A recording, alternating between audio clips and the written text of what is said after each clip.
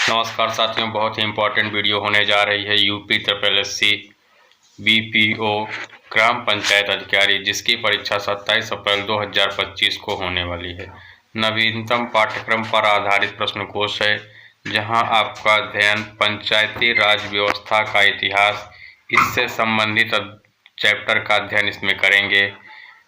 हर चीज़ को बहुत ही बारीकी से अध्ययन करने के बाद वीडियो बनाया गया है। उम्मीद है आपको पसंद आएगा। आइए देखते हैं सामुदायिक स्वास्थ्य विकास का प्रशासनिक ढांचा। राज्य स्तर पर राष्ट्रीय स्तर पर आपके प्रधानमंत्री होते हैं। राज्य स्तर पर बात करें तो मुख्यमंत्री होते हैं। जिला स्तर पर बात करें जिला विकास अधिकारी, जिसे DDO कहते हैं। खंड स्तर, खंड अर्थात ब्लॉक, जिसके अधिकारी होते हैं खंड विकास अधिकारी BDO, और ग्राम स्तर पर ग्राम सेवक अर्थात प्रधान होते हैं। ठीक, ये तो हो गई नॉर्मल बेसिक जानकारी। अब आइए प्रश्न की ओर चलते हैं। स्थानीय शासक का जनक किसे कहा जाता है? तो लॉर्ड रिपन। चोल काल में नगरम किस प्रकार की संस्था थी? व्यापारियों की। ये जो संस्था थी जिसका नाम नगरम दिया गया था चोल काल में, ये किसकी थी? व्यापारियों की थी। बहुत इंपॉर्टेंट क्वेश्चन है, अक्सर परीक्षा में पूछा गया है। अगला प्रश्न आइए देखते हैं। चोल अभिलेखों में कितने प्रकार के ग्राम सभाओं का उल्लेख मिलता है? तो ग्राम सभाओं की बात करता है तो 3 ग्राम सभाएं का उल्लेख मिलना चाहिए और 3 मिलता भी है।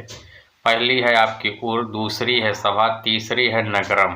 ठीक, मौर्य काल में नगर प्रशासक कौन होता था?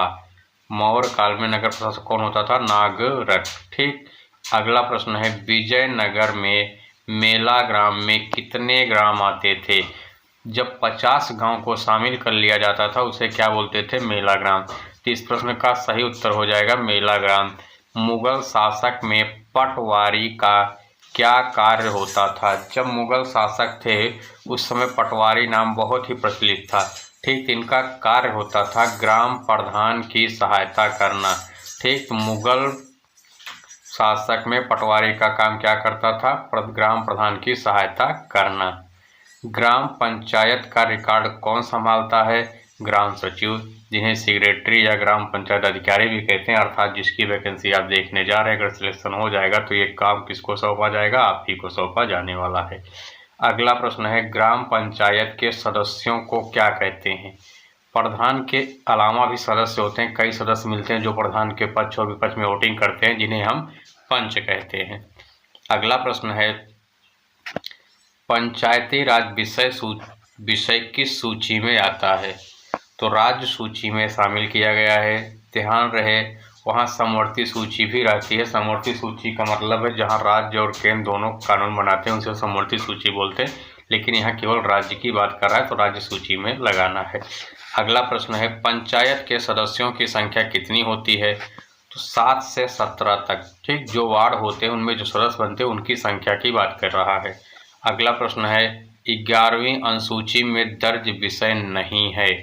अग्निशामक सेवा, आग लगने पर जो सेवा हम आपको मिलती है, बुझाने वाले यंत्र आते हैं, ये जो है आपकी 11वीं सूची में दर्ज नहीं है।